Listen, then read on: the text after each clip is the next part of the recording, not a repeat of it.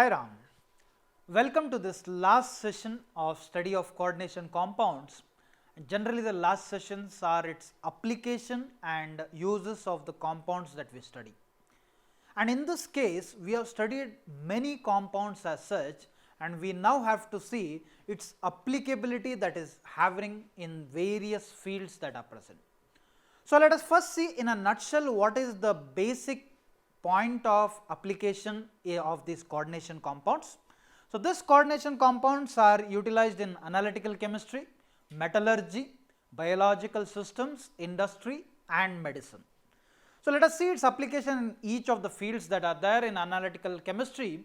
This is used in qualitative and quantitative analysis. Now, that is because qualitative indicates the presence of elements, quantitative indicates how much it is present. So, generally compounds like EDTA and all are used for this qualitative and quantitative analysis. It is also used to test the hardness of water. Now, generally in areas like Kolar, Chikballapur, Koppal, in these areas, we find the water to be pretty much hard in nature. And how do we determine that? Especially when we go for washing of clothes, we actually utilize more water in these areas because ions like calcium and magnesium are present in these cases. So, what we can do is, it can be estimated, whatever is the hardness of water can be estimated by doing a titration with EDTA, ethylene diamine tetraacetate. So, when you do this titration, the amount of EDTA that is required will determine the presence of calcium and magnesium ions which are present.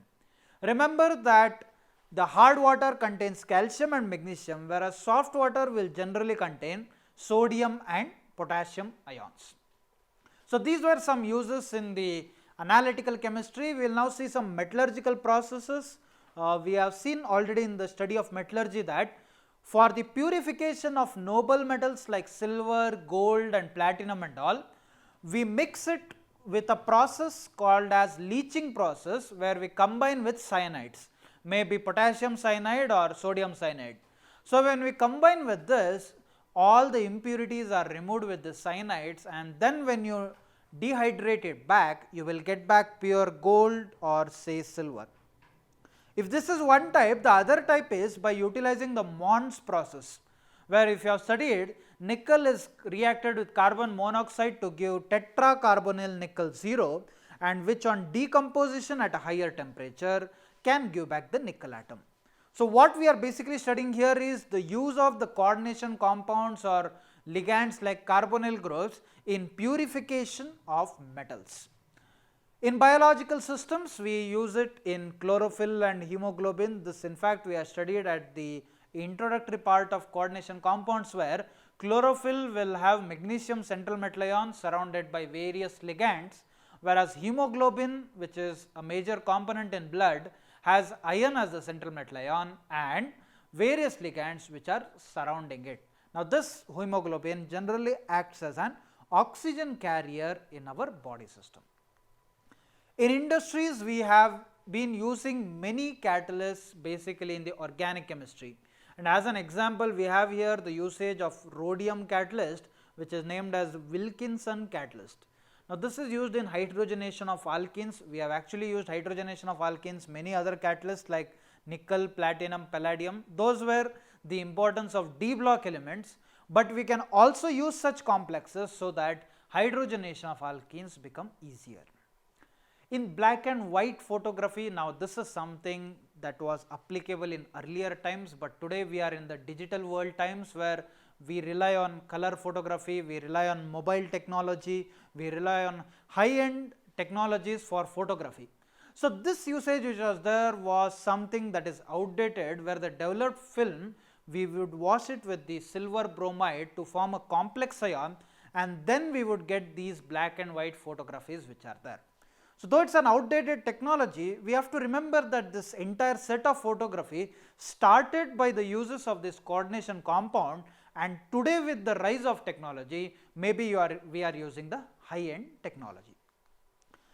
Other types of usage in this industry include electroplating silver and gold systems, where you can again use the cyanide ions.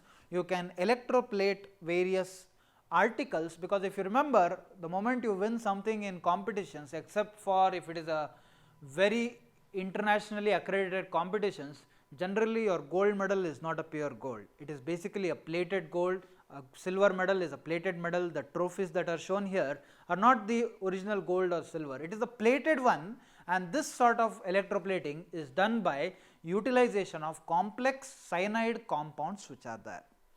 Finally, in the case of medicine, now there is a growing interest in this, because in the chemotherapy which is there, so this chemotherapy utilizes the certain compounds like cisplatin, where you can treat the compounds for these cases.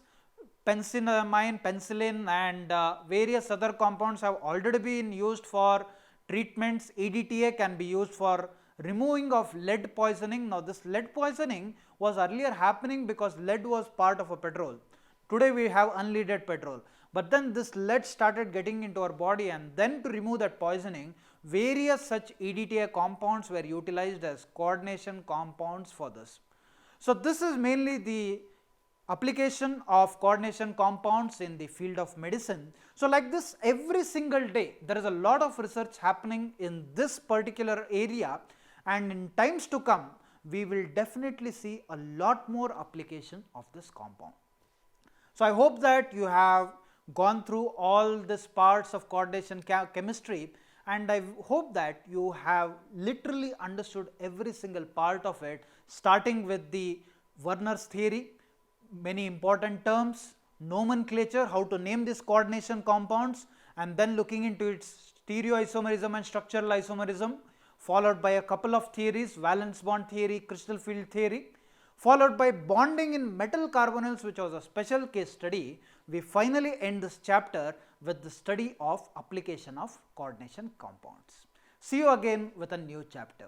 Thank you. Sai Ram.